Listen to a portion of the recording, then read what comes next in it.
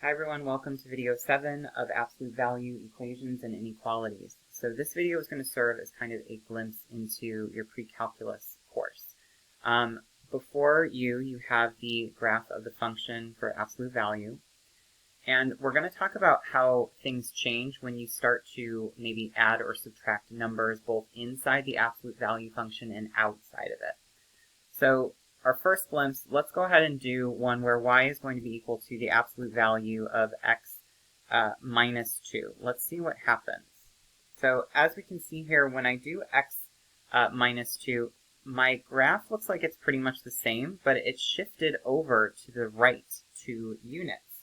So kind of keep that in mind. So remember, like when we were looking at the geometric interpretation of x minus 2, we were talking about that distance between x and positive 2. So this might explain why we are shifting over to the right 2. So for example, if we started off with 0 and we put that in there, we would get negative 2, and the absolute value for that would be 2.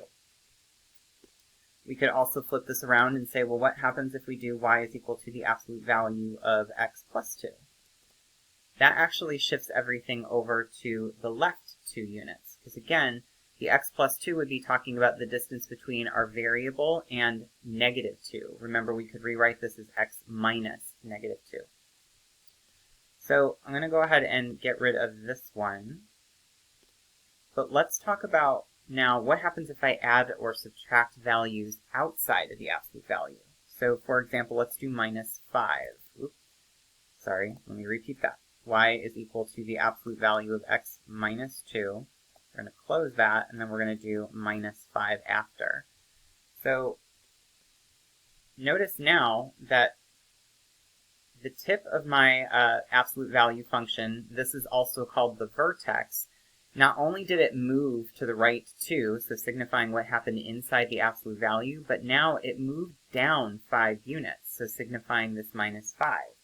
So to kind of clarify this for you, the minus 2 is telling you to move to the right 2. So we're shifting horizontally in one of those directions. Any number that you have on the outside will either shift it down or up. So it's a vertical shift. So let's go ahead and take a look at maybe one more example. I'm going to look at y is equal to the absolute value. I don't want to rename, I just want to create. Y is equal to the absolute value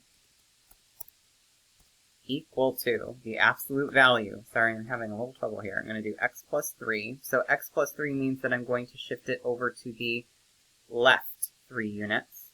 Because again, I could rewrite that as x minus negative 3. And then I'm going to do plus 4 and see what happens. So notice that it shifted itself up 4. So if you just look at the vertex of the original function, it shifted over to the left 3, and then it shifted up 4. So what I want us to note in general is that anything on the outside, you basically can just look at it and know which direction you're shifting up or down. A minus 5 is going to tell you I'm going down 5. A plus 4, I'm going up 4. It's a little bit different when you move inside of the function. I kind of call this the house of lies. So when we look at this, usually students are tempted to say, oh, I see a minus 2, I'm going to shift over to the left 2. But remember, the subtraction sign is actually part of the structure of the function, so we don't want to count it. So this is why when you see a minus 2, you're actually going to go to the right 2. So, or in other words, I'm going to go positive 2 units.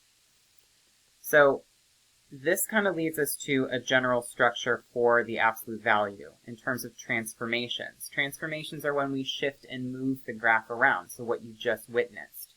So again, this minus h, this h is representing your horizontal shift, so whether you're going left or right, and the plus k is representing that vertical shift, going up or down.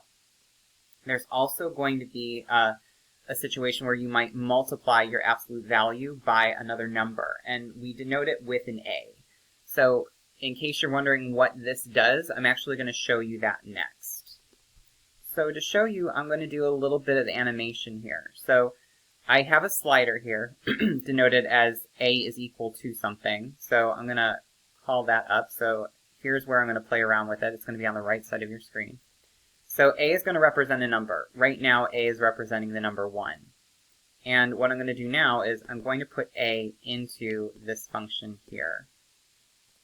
So you can see, since I told you a is equal to 1, notice that it's rewritten itself down here and replaced the a with a 1. Let's take a look at what happens when a is something bigger than 1. So I'm going to take my slider and watch the transformed absolute value function. As I make it bigger, notice what happens to the shape of the absolute value function. It ends up getting narrower.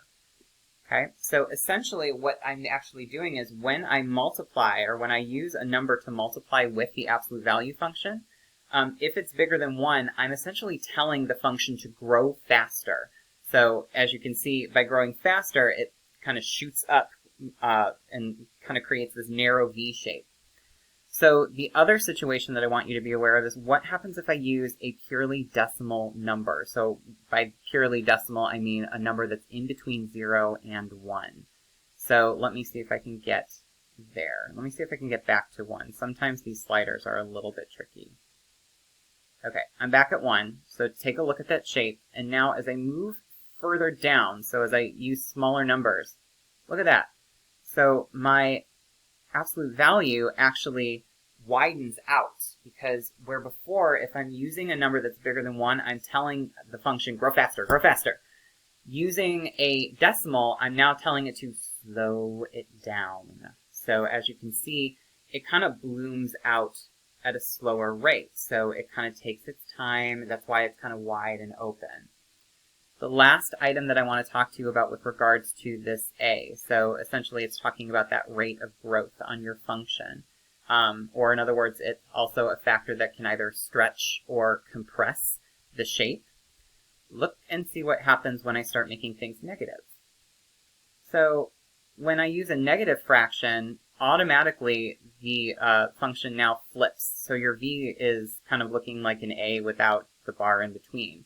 It's still wide, so a fraction is still going to give you a wider looking absolute value function. It's just going to be flipped. Same idea comes when I start using larger and larger numbers here that are negative. So in this case, again, the shape of the function is still going to be very narrow, and it's just going to be flipped because of the negative sign. So I hope that this was kind of enlightening. I hope it gets you thinking about things. But again, this is going to help prepare you for pre-calculus.